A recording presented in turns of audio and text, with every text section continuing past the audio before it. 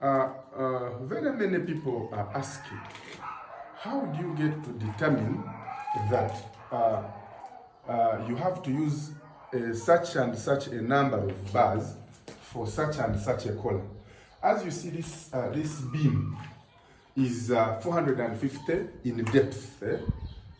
Its depth is 450 on 230. Some people may ask, okachimanyota nono yetaga beam eri kwingana etyo, or how did you come to know nti no yetaga emitahimbwa eri kwingana 80 eya size 80, or the diameter of bars?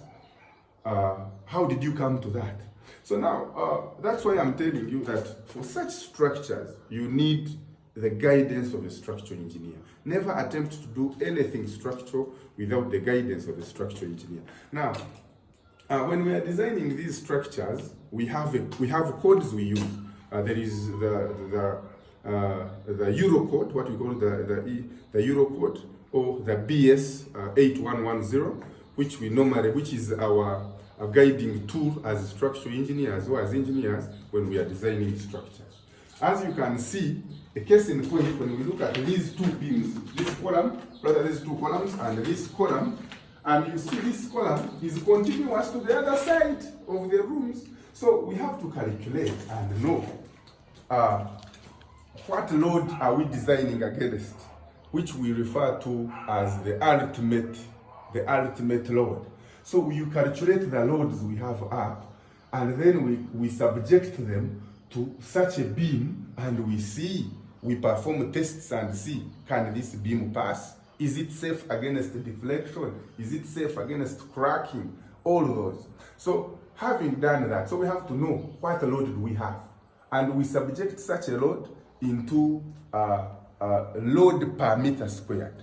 So for a small area, what load do we have? So we can subject them to this beam, to that load, and in most cases we factor it, we give it a safety factor, so that even when we are not sure, that safety factor helps us to be within the limits.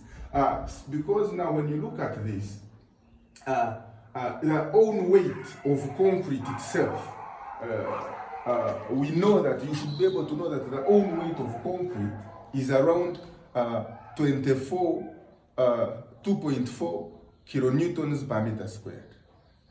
So you must know the weight of concrete, that is self-weight, and you add the weight of the beam, rather of the roof per meter square, and then you subject to this span, which is around 3.3 meters.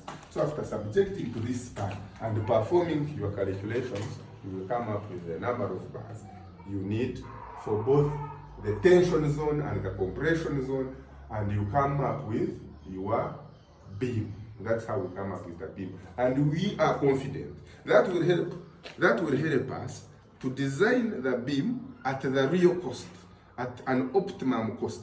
Not just coming and, because you're not sure, you provide the T20s down, like 4 of them, you provide the T20s up. Now, you blow the whole project out of proportion in terms of costs.